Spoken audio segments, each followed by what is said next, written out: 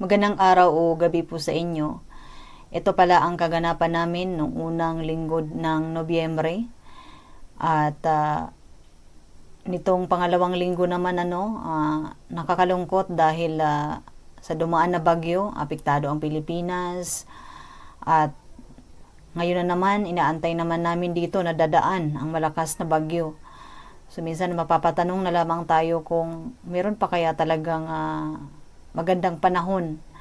So ngayon bibihira na lamang itong merong magandang panahon na malaya yung mga bata na makapaglaro sa paligid, na hindi maulan, hindi maputik, no? Sa ibang lugar binabaha sila, sa ibang bansa binabaha sila.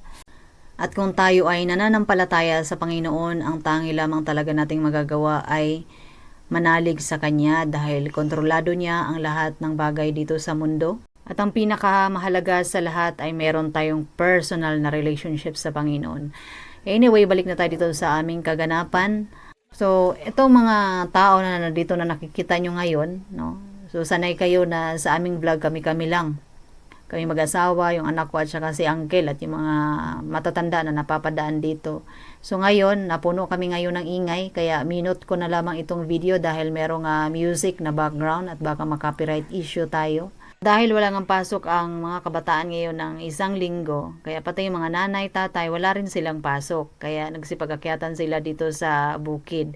At kami naman ay gustong-gusto din namin yon para minsan maiba naman itong aming content, no? Hindi lamang puro kami ang inyong nakikita. Itong mga kasama namin ay mga kapatid, pinsan ni Mister. Itong mga bata ay mga pamangkin din namin at yung iba ay kamag-anak din. At pagdating talaga sa pagluluto, itong mga kalalakihan talaga yung maaasahan dyan. Kasi ang mga babae hanggang paupo-upo, paprito-prito. So, yun lamang talaga yung aming maiambag, no? Tagakain. So, ito mga lalaki, alerto talaga yan silang magluto, lalo na sa pagdating sa pag-ihaw. Yun nga lang, habang sila ay nag-aasikaso, meron din silang bote na tinatabi at unti-unting inuubos ang laman. Klase-klase lamang yung pagkain, crabs at tilapia, galing lamang dito yan. So, itong tilapia galing doon sa fish pan sa baba.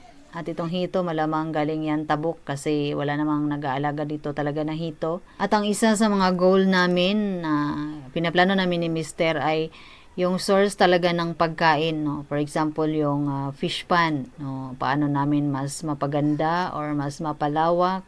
Yung mga native na manok, mapadami sila. At sana may iba pang hayop kaming mailalagay pero wala kasi kaming budget pa sa ngayon. So kailangan lamang talaga unti-untiin. At itong aming build program. Kala mo maka-build program. So nakita kasi namin na kapag may mga bisita, yung mga pamangkin pupunta dito, walang maayos pa na matulugan. So kulang pa talaga itong aming kubo na itinayo kasi parang kusina lang naman kasi siya. So sana madagdagan pa pagdating ng panahon para kung magsiakyatan sila uli, merong sapat na matulugan, sapat na masilungan. At balik tayo doon sa mga source ng ating pagkain na para sa amin mahalaga na sa mga ganitong panahon. Ito yung panahon na nagsisimula na tayo mag-prepare ng pagkukuhanan natin ng pagkain kasi minsan na nating naranasan noon, nung panahon ng COVID, nagkaroon ng lockdown. So, pahirapan talaga sa pamimili ng pagkain, So, hindi natin alam na baka sa mga susunod na taon, Hindi ko naman inaano na mangyayari ulit yung ganon, but may posibilidad na baka mangyari, At baka mas malala pa sa mga panahon na yon. At sa mga napapanood ko rin kasing ibang vlogger, So, resulta nagasiguro to sa kakapanood ko din na mga pwedeng mangyari lalo na kapag maghari na itong si AI, maraming mawawala ng trabaho, kaliwat kanan na kalamidad, walang tigil. So kung biblical talaga, ang mensahe ay to prepare, hindi lamang sa ating kapaligiran, hindi lamang physical, kundi spiritual talaga na pagiging handa.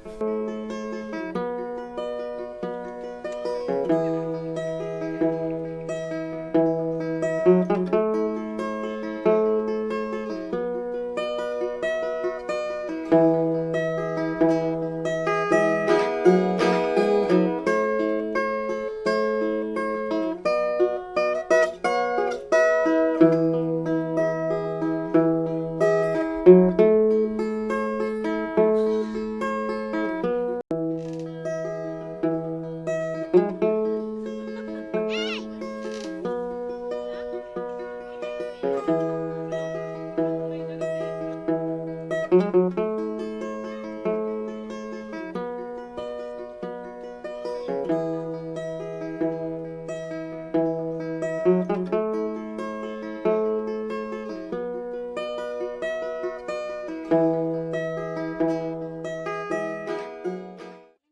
ang mga pagkain ito ay hindi po namin recommended para sa kanila dahil kung araw-arawin nila ang mga pagkain ito ay hindi po ito maganda sa kanilang kalusugan. Dahil minsan lang naman kaya pagbigyan na kumain ang mga batang ito, pero tayo mga magulang ay dapat responsibilidad talaga natin na turuan natin yung ating mga anak na kumain ng mga masustansyang pagkain, hindi yung mga pagkain na meron ng mga preservatives. Dahil yung hindi magandang lifestyle talaga ay nagbubunga pagdating ng tumatanda na tayo at dapat habang bata pa lamang sila ay matuto sila talagang kumain ng masusustansyang pagkain.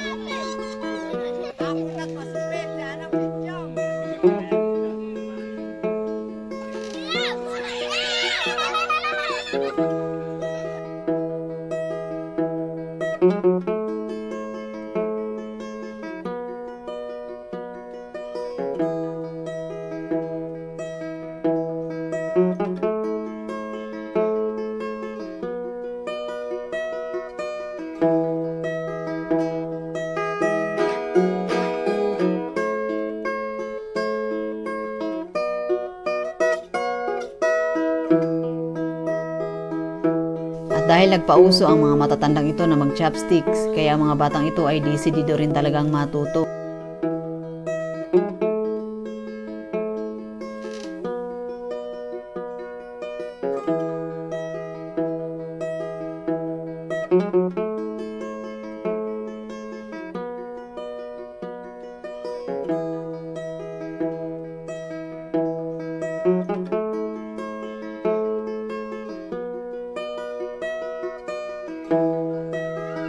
Maraming salamat sa inyong pag-akyat at maraming salamat din sa inyong pagsubaybay, Native Kalinga.